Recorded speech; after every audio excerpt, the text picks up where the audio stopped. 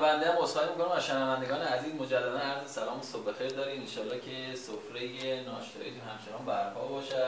همکار گرامی خانم کریمی، عجایب هفتگانه محمد دنیا میدن بالاخره چیه، اما واقعا این جزء عجایب و ما باید به این جزء عجایب هشتگانه محسوب بشه.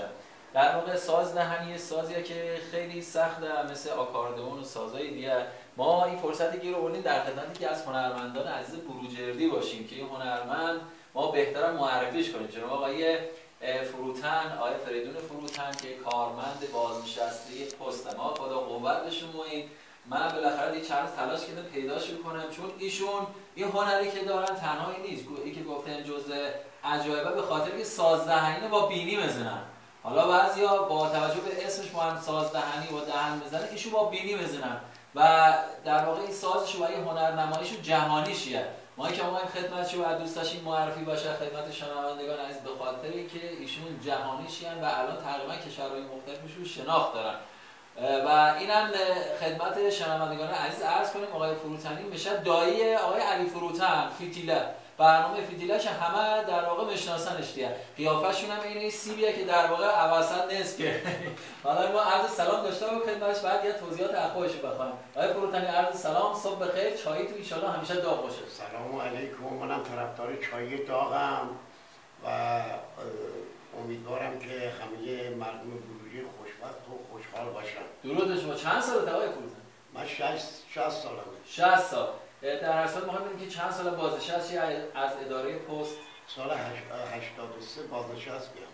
83. خب خدا قوت کنید، بالاخره همه نامه‌های مردم، بسته‌های پستیشو، قبض‌های تلفن، آب و برق و گاز، اینا همه در خونه‌های مردم به نحو احسن تحویل داده میشه از طرف آقای فروتنی. تبریک به شما و خانواده محترم تو که این وظیفه بسیار حساس خیلی خوب انجام دادید. ما به نوبه خودمون از شما تشکر میکنیم. اما این سازدهنی رو کی کار کردید و چجوری کار کردید؟ بنده از سن 6 سالگی الان 54 سال از سازدهنی میزنم و هنر آن است که از ساز مرده نوای دلنشین از آن براری. و من چون علاقه زیادی به سازدهنی داشتم 56 سال کار میکنم و یکی از استادانم استاد بهاری بوده در تهران که من البته از طریق غیر مستقیم باشه تماس داشتم و آهنگار یاد میگرفتم. خب درود به شما. ما الان دیگه نمیخوایم زیاد مصدق اوقات باشیم و وقتمون هم زیرا متاسفانه چون ارتباط قبلی قطع شد. فقط به پایان صحبتاتو ان شاءالله بعدا هنوز ما در خدمت خواهیم. در واقع میخوایم الان یه قطعه کوتاه دیگه بزنید با همین بینی تو که ما حالا فیلمش هم بریم دوستان ببینن و شاهد این قضیه باشن. بله خیلی کوتاه، بله دستون در نکنه.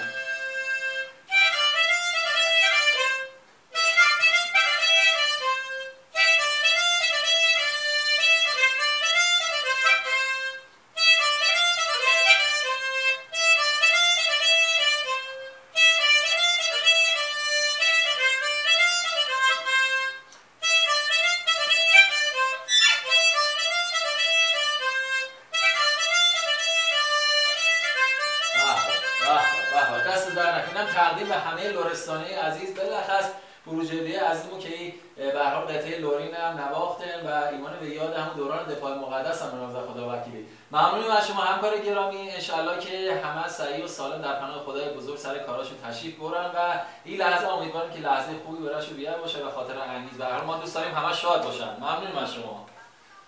ممنون آقای فروتن یا علی. خدا نگهدار. خیلی ممنون و متشکرم. دست در ممنونی. حالا این همین دوباره باز من فیلمشو بریم که با بینی همه آدما باز بریم. آقای فروتنی حالا این سازا خیلی آهنگ‌های مختلفی زدی، حالا تغییر نه ما بیشتر می‌خواستیم یه چیزی باشه هم مجاز باشه هم دورانی که خیلی خوب. مثلا الان بارونانه مثلا جاز البته من تلویزیون تهران دیگه همش آهنگشه. همین مدل مدام سه دو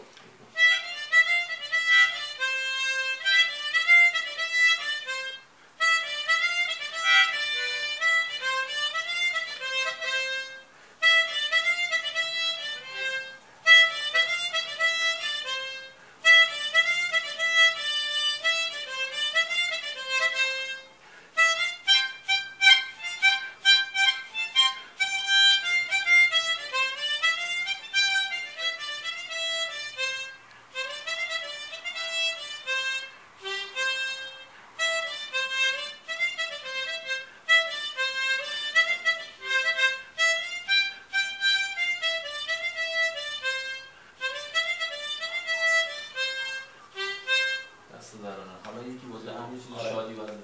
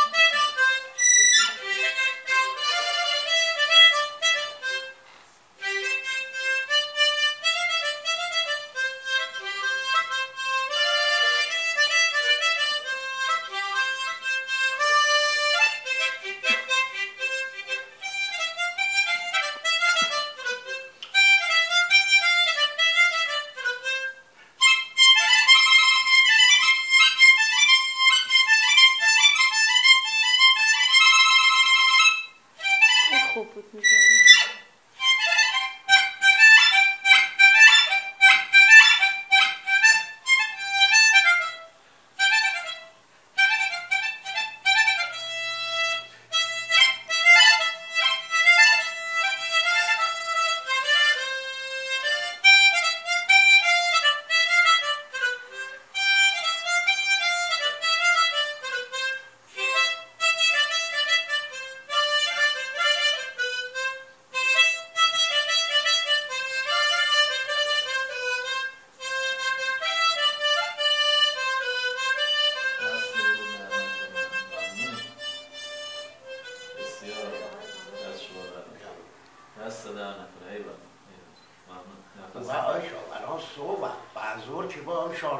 من انشالله همه میکنم به زودی، یعنی یک دو روز آینده انشالله بالای چیز داوودبندی میاد خدمت او. خیلی علاقه‌منده، ببینیم بشناسیش. فرهاد داوودبندی قطعات ایران خودرو نماینده ایران خودرو دارد رودکی، ایشون خبرنگاره.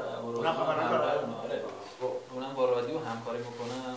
بعد در واقع ما یه سایتی داره، سایتش اصلا بین‌المللی چیه، 8 میلیون بازدید داره، بازدیده داره تا الان.